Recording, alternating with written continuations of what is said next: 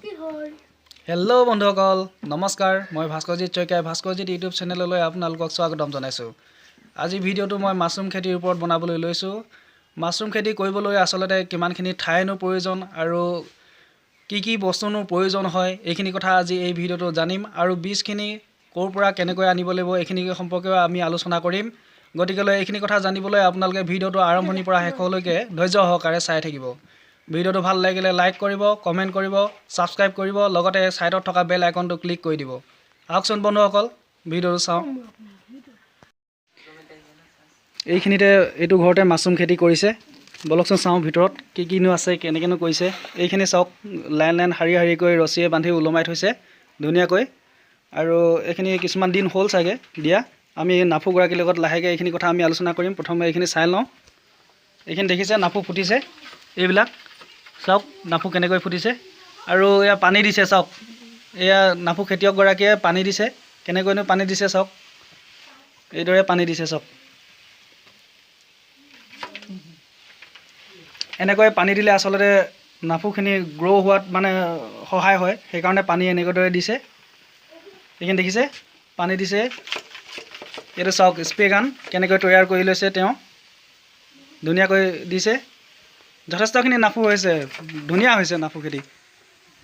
এইখিনি চাওক শাৰী শাৰীকৈ এইখিনি চাওক ধুনীয়াকৈ ফুটি আহিছে চাওক।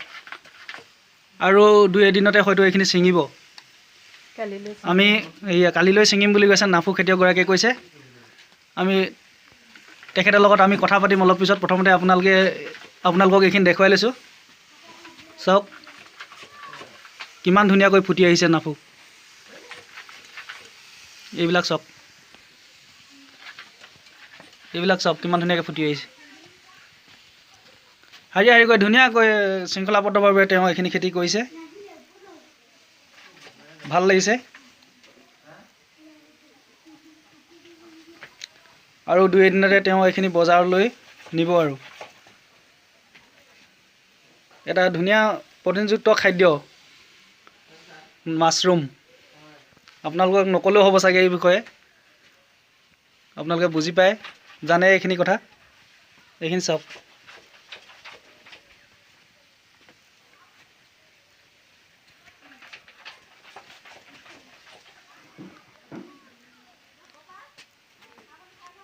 এইখিনি চাওক।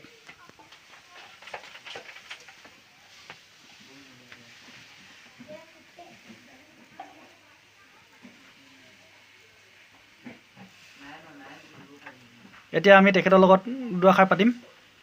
নমস্কাৰ বন্ধুসকল, নমস্কাৰ বাইদেউ। মই ভাস্কৰজিৎ চৈকিয়া ভাস্কৰজিৎ ইউটিউব চেনেললৈ আপোনাক স্বাগতম জনাইছোঁ। আপুনি ইমান ধুনীয়াকৈ এইখিনি নাফু খেতি কৰিছে। আজি আমি দৰ্শকসকলক এই মাছৰুম খেতি সম্পৰ্কে আলোচনা কৰিম। গতিকেলৈ বন্ধুসকল আজি মোৰ লগত বিশেষ এগৰাকী নাফু খেতিয়ক আছে। আজি তেওঁৰ লগত দুষাৰমান কথা পাতিম। আহকচোন প্ৰথমতে তেওঁৰ পৰিচয়টো জানি লওঁ। বাইদেউ আপোনাৰ পৰিচয়টো জনাব। মোৰ নাম বিদ্যাৱতী হাজৰিকা, ডিব্ৰুগড় পাণধোৱা গাঁও। আপোনাৰ এডুকেশ্যন কোৱালিফিকেশ্যনৰ বিষয়ে অকণমান জনাব ৰাইজক। মোৰ এডুকেশ্যন কোৱালিফিকেশ্যন মই BA পাছটো কৰি থৈ দিছোঁ। কিমান চনত BA পাছ কৰিলে আপুনি? 13 চনত 2013। এই শুনিছে বন্ধুসকল, যথেষ্টখিনি শিক্ষিত নিবনুৱা বুলি ক'ব লাগিব এতিয়া এই সময়ত। যথেষ্টখিনি তেওঁ আজি নাফু খেতি কৰি স্বাৱলম্বিতা হৈছে। কেনেকেধৰণে কিমানখিনিনো তেওঁ প্ৰফিট পাইছে আৰু কিমানখিনি কি কৰিব পাৰিছে এইখিনি কথা আমি তেওঁৰ লগত আজি পাতিম। এইখিনি কথা আপোনালোকে ধৈৰ্য সহকাৰে চাই থাকক বন্ধুসকল। বাইদেউ এই নাফু খেতি আপুনি কিমান দিনৰ পৰা আৰম্ভ কৰি আছে? প্ৰায় 1 বছৰ হৈছে আৰু এতিয়া।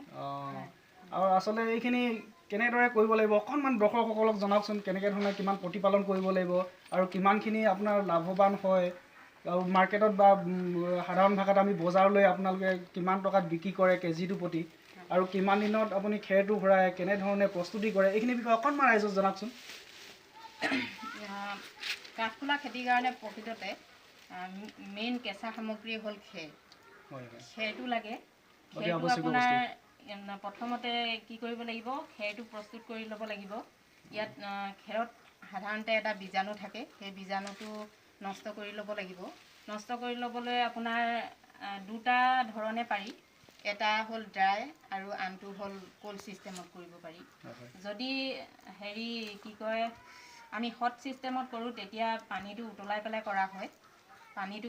পানীটো উতলাই তাত খেৰখিনি সিজাই পেলাই ধুনীয়াকৈ পৰিষ্কাৰ কৰি লোৱা হয়, তাত যাতে বীজাণু নাথাকে।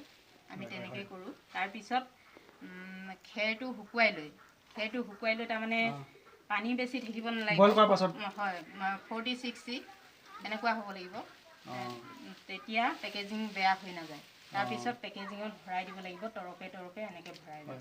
তাৰপিছত ইয়াতে পলিথিনটো মাছৰুম ওলাবৰ কাৰণে ফুটুৱাই দিব লাগিব, প্ৰায় 8টামান ফুটা কৰিব লাগিব। ইয়াতে বিন্ধা কৰিছে বন্ধুসকল, চাওক ইয়াত বিন্ধা কৰিছে, এইটো চাওক, এইটো চাওক বিন্ধা কৰিছে, এনেকৈ বিন্ধা কৰিব লাগিব। আচলতে এইটো খেৰটো আচলতে এইটো আমি ধান খেৰ উজনি অসমত সাধাৰণতে আমি ধান আঘোণত যেতিয়া আমি কাটো, আঘোণমহীয়া যেতিয়া কাটো ধানটো, এই আধাতে আমি কাটি আনো যে সেই খেৰটো আমি ধানটো ঘৰত মাৰি যিটো আমি খেৰ পাওঁ, সেই খেৰটোৰ পৰা এইটো বস্তু ভিতৰৰ খেৰটো তৈয়াৰ কৰিছে। আচলতে এই খেৰটো বাইদেৱে ধুনীয়াকৈ উবালি লৈ বইল কৰি লৈ সিজাই লৈ ৰ'দত অকণমান শুকুৱাই কেনে এইটো পেকেজিং কৰিছে, তাৰমানে পলিথিনত ভৰাইছে ভালকৈ, একদম আঁতি ভৰাইছে।